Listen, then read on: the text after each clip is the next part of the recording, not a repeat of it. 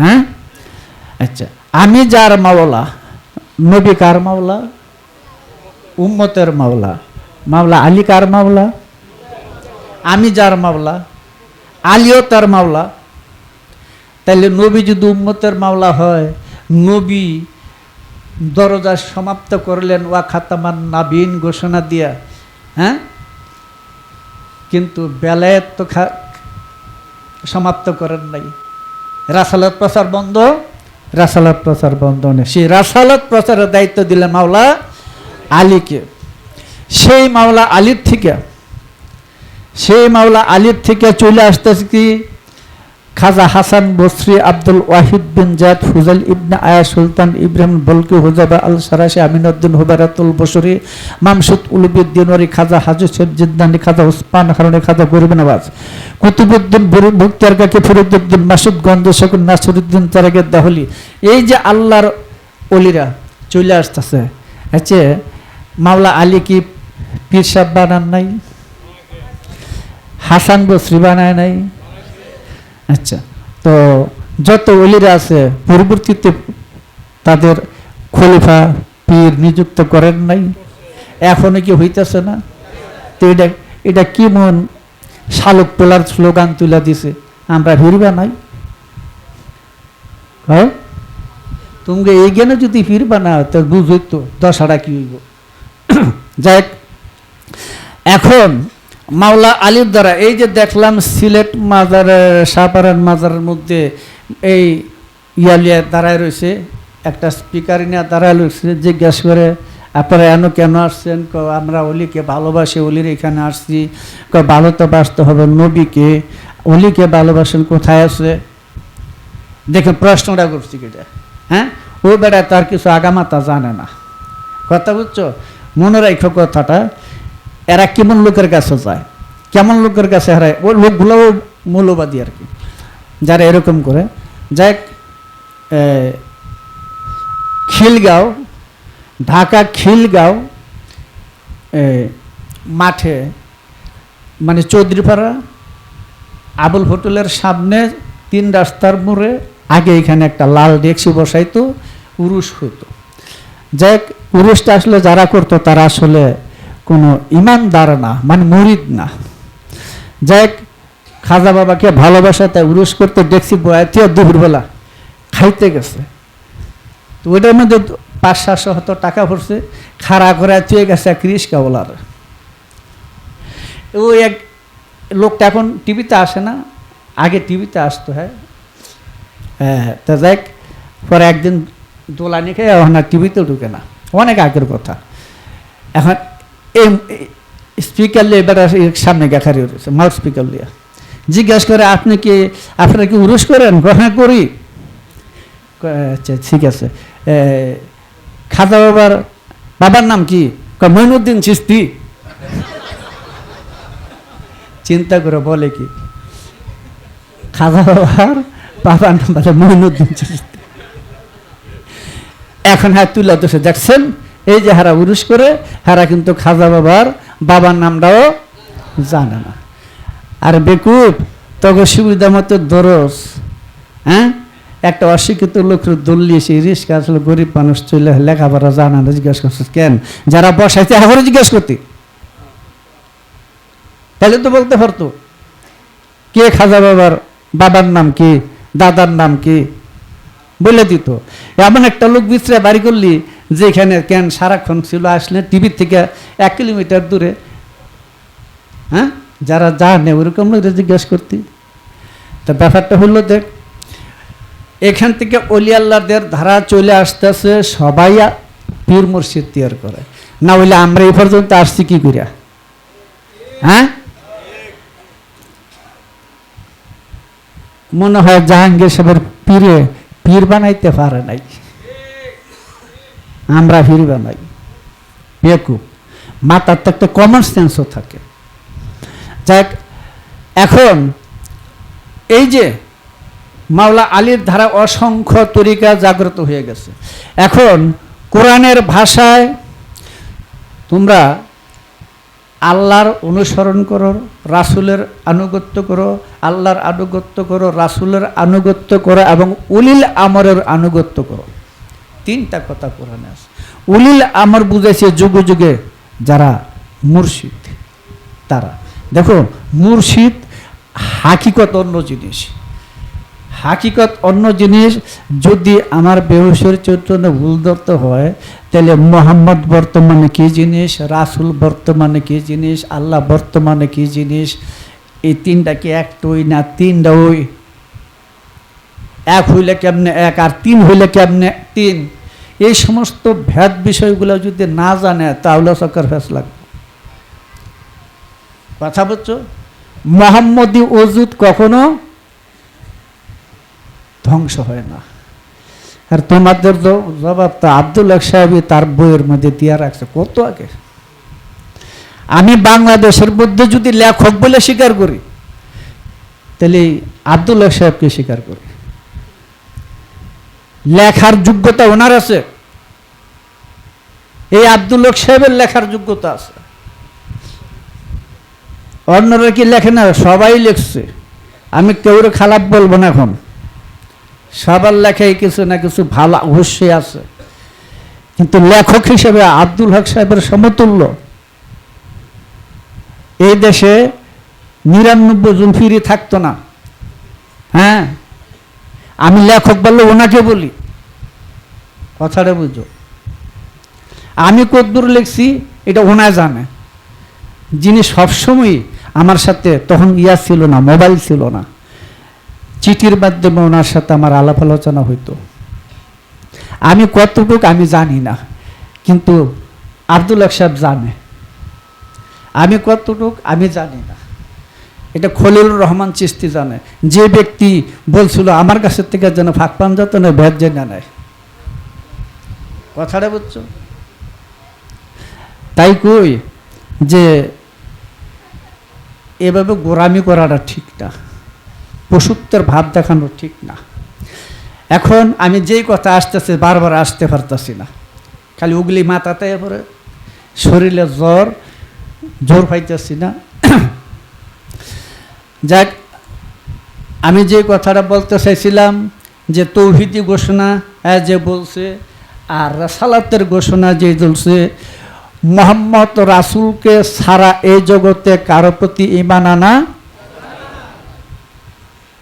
বর্তমানে কিছু বলবো না, কি বলবো, বর্তমানে মোহাম্মদ রাসূল আছে কি না? কথাটা বুঝছো? মোহাম্মদ রাসূল আল্লাহ, এই তিনটা জিনিস না বুঝলে সমস্যা। এটা মাওলা আলীর তালিমে আছে। যাক, এখন এই যে এই ধারা ওলি আল্লাহরা চলে আসলো, ৩৬০টা তরিকা, কারো মতে ৩৫০ তরিকা প্রচার আছে, ঠিক আছে। তার মধ্যে মাত্র 2টা তরিকা হযরত আবু বকর থেকে আসছে, মুজাদ্দেদ দিয়া নকশবন্দিয়া। কথাটা বুঝো। তো এখন আমাদের এই যে রাসালতের ঘোষণাটা তুমি যে বলছো যে তৌহিদি ঘোষণা, তৌহিদি ঘোষণা হল নারায়ণ তাকবীর, নারায়ে তাকবীর আল্লাহ, নারায়ে রিসালাত, এই স্লোগানটা হারা দেয়। যখন তৌহিদি ঘোষণা দিয়ে মাজার ভাঙতে গেছে, বুঝবে ওইটা স্বয়ং জুব্বাটার ভিতরে শয়তানটা। আর যদি হারা রাসালতের স্লোগান দিতে পারতো, তো এই সমস্ত পশুত্বর অসুরত্বের স্বভাবটা তাদের মনে থাকতো না, একেরই থাকতো না। এই দেখলাম পরশুদিন সম্ভবত মৌলবী মামুনুল হক, হ্যাঁ, ওনার বলতেছে ছাত্র আর আলেমগণকে দিয়ে রাষ্ট্র গঠনের ব্যবস্থা করতে হবে। ভালোই হবে, বুঝছো না? চিন্তা করো। আচ্ছা, এদের কি, এরা মাথাতে এদের কি? আচ্ছা, কোন আলেম দিয়া? সুন্নি আলেম দিয়া, ওহাবি আলেম দিয়া, রাফিজি আলেম দিয়া, খারিজি আলেম দিয়া, তালেবিয়া মালামাতে কাদরিয়া জবরিয়া কেরামতিয়া, কোন ফেরকার আলেম দ্বারা? আপনারা সবতে মিল্লা এক জায়গাত বলে একটা লাদেন দিয়ে পারেননি সারাটা জন্মে, হ্যাঁ সারাটা জন্মে পারবেন কিনা? আপনারা সব আলেমরা মিল্লা মাদ্রাসার আলেম, আমি নবীর আলেমের আলেম বলবো না, ওটা তো অন্য জিনিস, এটা হলো নবীর আলেমের ওয়ারিস। আপনারা যারা মাদ্রাসায় পড়ে এগুলি করতেছেন, আপনারা এই ৭৩ ফেরকার মধ্যে কোনটা ঠিক বলেন? তারপরে আসেন রাজ্য গঠন করতে। আর যদি এর আগে রাজ্য গঠন আসেন তাহলে বুঝবেন আপনাদের অত্যাচার, নির্যাতন, জোর জুলুমে ফেক নিয়ে এই দেশে তো ফেলাই।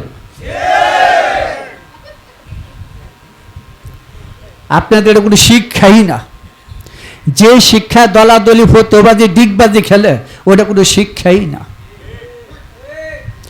ইসলাম শান্তির ধর্ম, লা ইকরাহা ফিদ্দিন, ধর্মের মধ্যে কোনো জোর জবরদস্তি নাই, কন্যাকন্যা গুতাগুতি নাই, জাতাজাতি নাই। আপনারা জাতাজাতি করতে করতে বদজাত হয়ে গেছেন। রাষ্ট্র গঠন করবেন কি করে? আপনারা কে ঠিক? তাই তো 1400 বছর তো আপনারা কিছু করতে পারেন নাকি? আপনার আদি ইতিহাসটা কি? কোথায় থেকে আসলেন? সে যে 4000 খারেজি সর্দার আব্দুল ওহাব আর রাসিবি, সে আব্দুল ওহাব আর রাসিবির থেকে, খারেজি সর্দারের থেকে আপনাদের এই শিক্ষাটা, তার থেকে এই শিক্ষায় উজ্জীবিত হয়ে গেছিল মুয়াবিয়ার আমলে। বহু মাদ্রাসার আলেম মানে এই ধরনের আলেম হয়ে গেছিলেন। তারপরে ইজিপ্ট পর্যন্ত সেটা পূর্ণ হইল। ইজিপ্টের পরে 600 হিজরিতে, পরবর্তীতে এই ধারা চলার ভিতরে 600 হিজরিতে ইবনে তাইমিয়া জন্মগ্রহণ করলেন। ইবনে তাইমিয়া, ইবনে হাতি, ইবনে রজব, এই তিনজন কুখ্যাত, এদের বাসা ইমাম, এ জন্ম নিল। এর জন্ম নিয়ে সর্বপ্রথম ফতোয়া দিয়েছিল। কি ফতোয়া দিয়েছে? মাজার পাকা করা হারাম।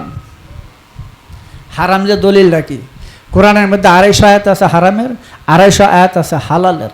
কোরআনের কোন একটা দলিল দেখান স্পষ্টভাবে যে কোরআনের মধ্যে মাজার করা হারাম লিখছে? একটা দলিল দেখান। 250 আয়াতের ভিতরে তো এগুলি নাই, এটি তো নাই। মাজার ভাঙ্গার কথা তো নাই, মাজার বানানো নিষেধ নাই নাকি? বরঞ্চ এই মাজার হলো শায়ারিল্লাহ, আল্লাহর নিদর্শন, আল্লাহর চিহ্ন, যা দেখলে আল্লাহকে স্মরণ হয় তাই শায়ারিল্লাহ। কথা বুঝে? তো ওই সেই ইবনে তাইমিয়ার উজ্জীবিত হইয়া এই মাজার ভাঙ্গার একটা প্ল্যান প্রোগ্রাম চলছিলেন। শেষে ব্রিটিশ গোয়েন্দা মিস্টার হামফ্রে সিয়ালেম জাওয়াত কুশমি, এই দুজনের প্ররোচনায় পড়িয়া নজদের শয়তানের 2 নাম্বার সিং আব্দুল ওহাব নজদি, এই ব্রিটিশ গোয়েন্দার দ্বারা এই সিয়ালেম কুশমির মতবাদে উজ্জীবিত হইয়া, হ্যাঁ, সেই ইবনে তাইমিয়ার মতবাদ গ্রহণ করিয়া এই সৌদি আরবের মাজার ভাঙ্গে 1 লক্ষর মতো সৈন্য সংগ্রহ করিয়া সৌদি আরব মানে তুর্কিদের পরাজিত করিয়া সৌদির মক্কা মদিনা দখল করিয়া 1801-2-3 সালে তারা রাজত্ব করিয়া সেটাকে ভাঙ্গা চুরমার গুঁড়া করে দিছিল। সেই ইবনে তাইমিয়ার মতবাদে উজ্জীবিত হইয়া ব্রিটিশ গোয়েন্দার প্ররোচনায় তার মতবাদ গ্রহণ করিয়া ইসলামকে ধ্বংস করার জন্য 6টা জিনিসকে ধ্বংস করার হুকুম দিছিলেন, যাকে উনি পারে নাই। এখন এই যে মাজারটা ধ্বংস করলো ইবনে তাইমিয়ার মতবাদে হইয়া, আব্দুল ওহাব নজদি যখন ক্ষমতায় আসে তার ভগ্নবর্তী কুখ্যাত সর্দার সৌদ, যার নামে সৌদি আরব রাখছে, যে সৌদি আরব বলাটা না জায়েজ, তবু আমরা বলি প্রচলন হয়ে গেছে কথা। এটার নাম ছিল জাজিরাতুল আরব। এখন তার গোষ্ঠীর নাম এটা সৌদি আরব নাম রাখছে। সেই আব্দুল ওহাব নজদির ব্রিটিশদের প্ররোচনায়, ব্রিটিশদের তালে ফিরা, ব্রিটিশদের হাতে ফিরা, ইহুদি খ্রিস্টানদের চালে ফিরা ইবনে তাইমিয়ার ভাঙ্গা মতবাদটা গ্রহণ করিয়া এই সৌদি আরবের রাসুলের বংশধরদের, রাসূলের সাহাবায়ে কেরামের মাজারগুলো ধ্বংস করে। এখন প্রশ্ন হলো, এই মাজারগুলি কখন করছিল, কারা করছিল? মাজার করা যদি বেদাত হয় নাকি, মাজার করা যদি বেদাত বা যেটাই বলুক বা সেরেক হয়, আরেক ভাষা সেরেক, বুঝো না? অনেক সুন্দর করে শিখছে সেরেকটা। হ্যাঁ, এরাই বুঝে জগতে সেরেক চিনে, আর জগতে কেউ জগতে চিনে না। কি সেরেক ওলাগুলি খেয়াল করে দেখেন। এখন এই আব্দুল ওহাব যদি ধ্বংস করলো মাজার, আমি পরে আসতে আছি, আগে যাই। এবার বুখারীর ব্যাখ্যা গ্রন্থ, নাম তার ইরশাদুস সারি, তার মধ্যে বর্ণিত হযরত ওমর যখন বাইতুল মুকাদ্দাস বিজয় করে, তখন বাইতুল খলিলের মধ্যে বহু নবীদের সমাধি, রওজাগুলা এবং তার উপরে স্মৃতিসৌধ তৈরি করে রাখা, এটা হযরত ওমর দেখলেন হাজার হাজার বছর আগে তৈরি করা, এগুলি এখনো সুন্দর রয়েছে। দেখে তিনি নবীদের স্মৃতিচারণ করে তিনি আবেগের সাথে সেই রওজাগুলো জিয়ারত করলেন। জিয়ারত করার পরে সেখান থেকে যখন তিনি মদিনায় আসেন, হ্যাঁ, মদিনায় আইসে তখন হযরত আলীর পরামর্শ নিয়ে এই রাসূলের রওজাটা পাকা করেন, আবু বকর ওমর রওজাটা পাকা করেন, সাহাবীদের মাজারগুলি পাকা করেন এবং গম্বুজ করে দিয়েছেন। বুঝে কি গেছি? তখন সাদা গম্বুজ ছিল, ছোট ছোট। এগুলি ছবিও এখন পাওয়া যায়। আমি অন্ধের পথ প্রদর্শন বইয়ের মধ্যে ছবিগুলো দিয়ে রাখছি, ওই না, আপনি অনেক জায়গায় পাওয়া যায়। এখন নেটে করলে সবাই দেখতে পাবে, এটা আছে না? আচ্ছা, এখন এই যে মাজারগুলা তৈরি করলো, এতটুকু রাসূলের মাজার, ভিতরেরটা আর বাহিরেরটা আরো অনেক ওসা। আচ্ছা, বা হযরত ওমর, হযরত আবু বকরের, সাহাবীদের মাজারগুলা কিন্তু সুন্দর সুন্দর গম্বুজ করা ছিল, পাকা করা ছিল। হযরত খাদিজা রাদিয়াল্লাহু তাআলা আনহুর মাজারটা অনেক সুন্দর গম্বুজ করা ছিল। হ্যাঁ, পাহাড়ের পাদদেশে আমি ওইখানে গেছিলাম, দেখছি ওই জায়গাটা ভাঙ্গিয়া ছোট্ট ওয়াল দিয়ে রাখছে, আর কিছু নাই। তা ওনার ছেলেদের ওনাদের যে মাজারগুলো আছে, ও ভাঙ্গিয়া শুধু একটা ছোট্ট ওয়াল করে থুয়ে দিয়েছেন। আচ্ছা, এই যে হযরত মাওলা আলী, হযরত ওমর, হযরত মাওলা আলীর ওনারা যে মিল্লা তখন এই মাজারগুলা পাকা করছিল, এটাকে সুন্নত না? সাহাবায়ে কেরামের সুন্নত না? আচ্ছা, এই যে সুন্নত, এই সুন্নত যদি হইয়া থাকে তাহলে এটা কি বেদাত? বেদাত মানে নতুন উৎপত্তি। আমরা যে মাজার গড়ি, এটা নতুন না ওইখান থেকে শুরু? হ্যাঁ, আচ্ছা, এই মাজারগুলা ওয়ালিদ খলিফা ওয়ালিদ ইবনে মালিকের রাজত্ব কাল পর্যন্ত এরকমই ছিল। ওনার নির্দেশে ওমর বিন আব্দুল আজিজ এই মাজারগুলি আবার রওজাগুলি ভাঙ্গিয়ে চিত্রাঙ্কিত পাথর দ্বারা, যে পাথরের মধ্যে সুন্দর সুন্দর চিত্র আছে, এইটার দ্বারা এই মাজারগুলি আবার সুন্দর করে পাকা করলেন। বুঝা যায়? আর এই মাজারগুলোর মধ্যে যখন মাজার তৈরি করলেন, ওইটা ওই পর্যন্ত ছিল হযরত ওমর বিন আব্দুল আজিজ এই পর্যন্ত ছিলেন। এরপরে 550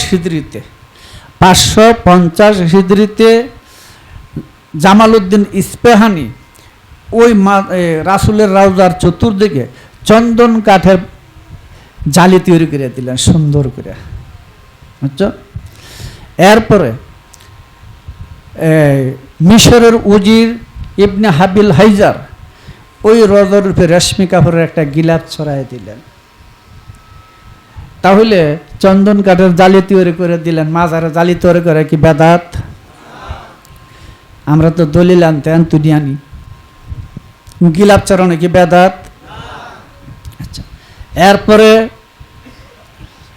এই মাজারের উপর কলাউল সালেহিন নামক এক ধনাঢ্য ব্যক্তি এই মাজারের উপরে রাসূলের রওজার উপরে সবুজ গম্বুজটা তৈরি করে দেয়। বুঝা যায়? তাহলে এখন বলি যে মাজারের উৎপত্তি, রওজার উৎপত্তি তো আমরা রাসূল থেকেই পাই। হ্যাঁ, আচ্ছা, এটা কতদিন চলছে? 1800 খ্রিস্টাব্দ পর্যন্ত এটা চলছে। কত বছর হয়ে গেল? অনেক দিন। এই তো আজকে 221 বছর 22 বছর আগে ওহাবিরা ক্ষমতা দখল করছে সৌদি আরবে। তার আগ পর্যন্ত তো মাজালগুলা ছিল, তার আগে তো গেলে ছিল না? মানে আমরা হজরত ওমর, হজরত মাওলা আলী বা তখনকার যুগের থেকে এই পর্যন্ত যা আসলো, 1800 সাল পর্যন্ত আসলো, এই মাজার রোজাগুলা ঠিক রইল। তখন কি এই দেশে আলেম ছিল না? সে দেশে কি কোনো ধর্ম মানে আমরা মাদ্রাসার আলেম ছিল না তখন? আচ্ছা, তাহলে এই যে এতটা বছর পর্যন্ত রোজা বা মাজারগুলা রইল, হ্যাঁ, তখন তো কেউ এটা ভাঙতে যায় নাই, তখন তো কেউ ভাঙার হুকুম দেয় নাই, কেউ বলে নাই যে এটা মাজার পূজা বলছে। হ্যাঁ, ফকিররা মাজার পূজা, কবর পূজা করে না। ওই একটা হাদিস বলে, নবী বলছে সব নবীদের কবর পূজা হয়েছে, তোমরা আমার কবর পূজা করো না। ভালো কথা, সুন্দর বলছে। অর্থাৎ কোন ব্যক্তি যদি মাজারস্থ বা রোজার নবী অলির মাজার জিয়ারত করে, সে যদি মনে করে ওই ব্যক্তিটা মারা গেছে, আর এই অবস্থা যদি সেখানে জিয়ারত করতে যায়, এটা হবে কবর পূজা। আর কোরআন মতে নবীরা মৃত্যুবরণ করেন না, সাহাবীরা মৃত্যুবরণ করেন না, আল্লাহর ওলিদের ব্যাপারে নিশ্চিত মৃত্যুবরণ করেন না। তাহলে যে ব্যক্তি মনে করে যে মাজারস্থ ওলি জিন্দা মানুষ, তার হবে রওজা মাজার জিয়ারত। আর যে মনে করবে মাজারস্থ ওলি মৃত, তার হবে কবর পূজা। নবী কবর পূজা করতে নিষেধ করছেন। হ্যাঁ, আচ্ছা, ওইখান থেকে আরেকটু আসি। এটা গেল। তাহলে মাজার করা কি বেদাত না আগের ছিল? আচ্ছা, এবার মাজার করা সুন্নত, মাজারে যাওয়ার জন্য যে রওনা দিছে, এটা সুন্নত।